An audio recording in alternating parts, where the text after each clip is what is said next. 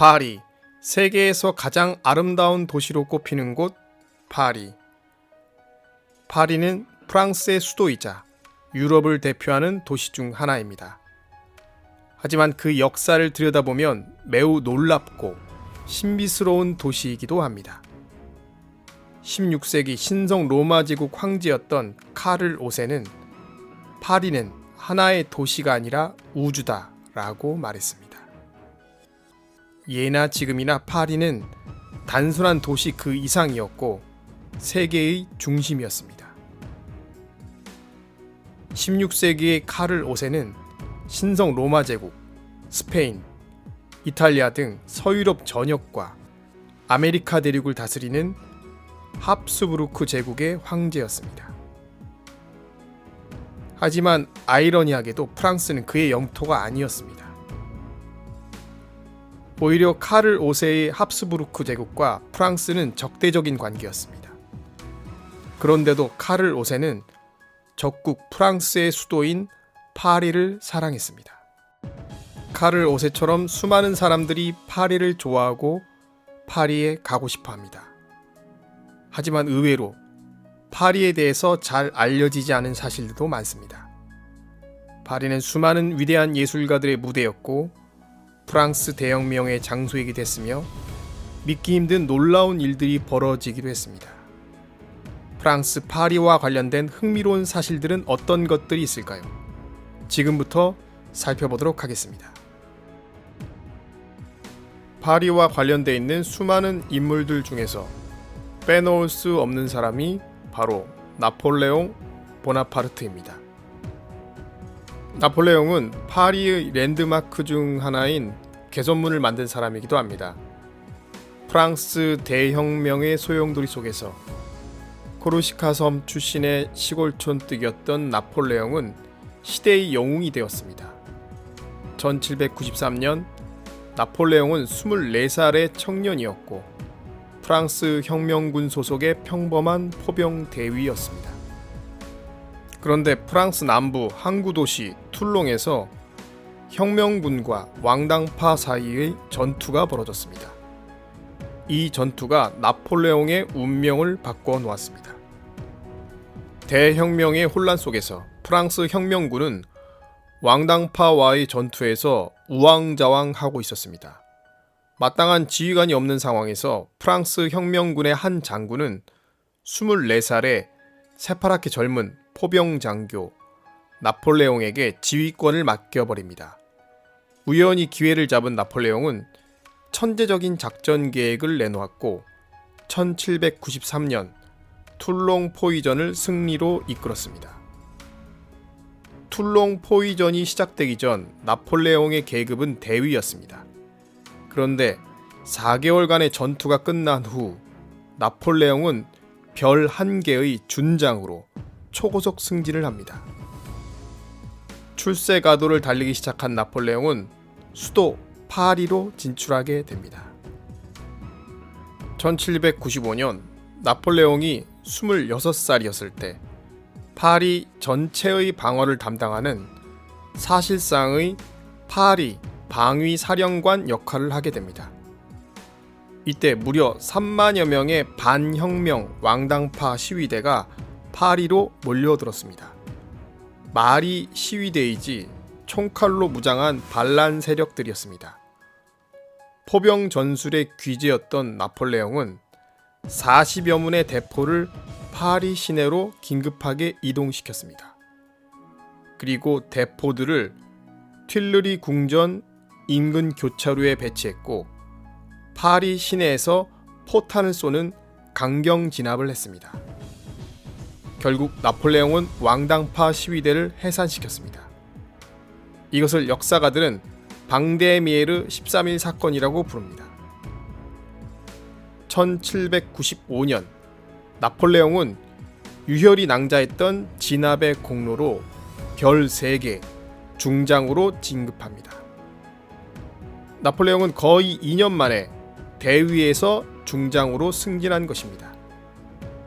이렇게 그는 프랑스 혁명 정부의 핵심 실세로 떠오르게 됩니다. 그리고 4년 후인 1799년 나폴레옹은 30세의 나이에 혁명 정부의 제1통령이 되면서 프랑스의 최고 권력자가 됩니다. 에펠탑과 함께 파리를 상징하는 건물인 개선문은 나폴레옹의 명령에 의해 세워졌습니다. 하지만 안타깝게도 나폴레옹은 살아서 파리의 개선문을 지나지 못했습니다. 나폴레옹이 워털루 전투에서 패배하고 남대서양의 외딴 섬 세인트 헬레나로 유배를 가야 했기 때문입니다. 1821년 나폴레옹은 51세의 나이로 유배지에서 파란만장한 생을 마감했습니다.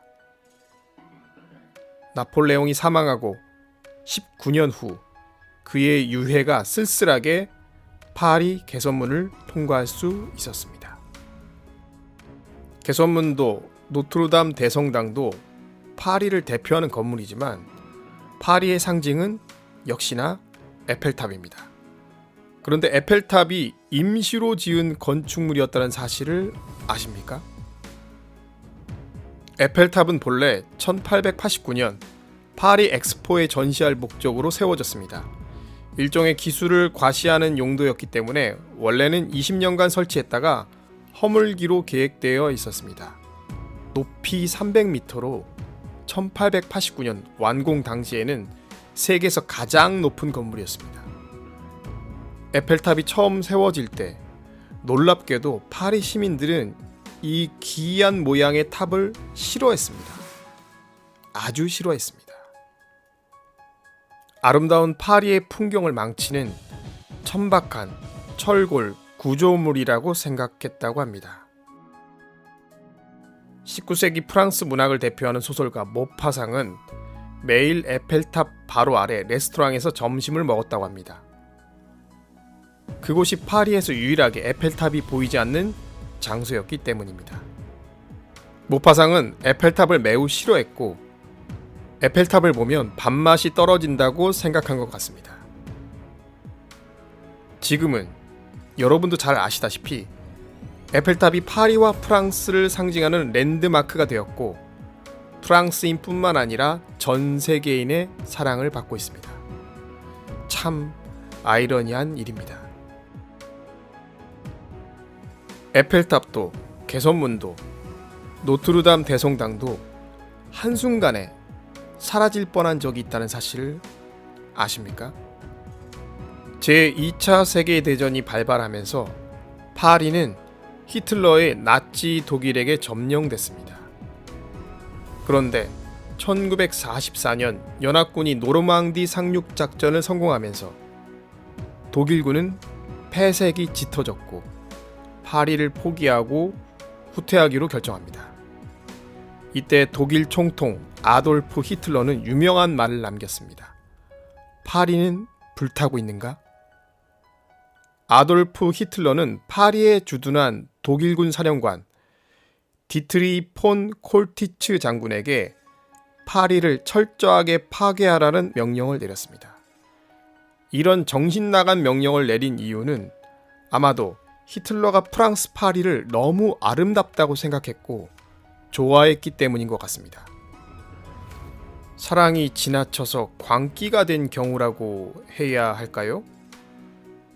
독일이 파리를 가질 수 없다면 차라리 부숴버리는 게 낫다고 생각한 것 같습니다. 한마디로 미치광이의 질투심이었던 것이죠. 에펠탑, 개선문, 노트르담 대성당, 루브르 박물관 이런 파리의 주요 건축물에 폭약이 설치됐고 당시 콜티츠 장군이 폭파 명령만 내리면 파리가 잿더미가 되는 상황이었습니다. 히틀러는 콜티츠에게 여러 번 전화를 걸어 파리는 불타고 있는가? 이렇게 질문했다고 합니다. 콜티츠가 히틀러의 명령을 충실하게 따랐다면 에펠탑, 개선문을 비롯한 파리의 수많은 문화유산들이 한순간에 사라졌을 것입니다. 콜티츠는 나는 아돌프 히틀러의 배신자가 될지언정 파리를 불바다로 만들어서 인류의 죄인이 될 수는 없다. 이렇게 말했습니다. 그리고 히틀러의 명령을 거부했습니다. 이때 콜티츠는 히틀러의 명령을 따라야 할지 말아야 할지 고민하다가 자신의 아내에게 전화했다고 합니다. 그리고 명령을 거부하겠다는 콜티츠의 말을 들은 아내는 당신이 자랑스러워요. 이렇게 이야기했다고 합니다. 파리의 별명은 빛의 도시입니다. 피카소, 해밍웨이, 앙드레 지드, 빅토르 위고, 발자크, 제임스 조이스, 쇼팽, 고흐, 로트렉, 샤르트르, 보부아르, 이런 수많은 예술가와 철학자들이 파리에서 활동했고 파리를 눈부시게 빛나는 도시로 만들었습니다. 오늘날의 파리는 여전히 영원하고 신비롭고 때로는 마법 같은 도시입니다. 그리고 여전히 세계인의 사랑을 받고 있습니다.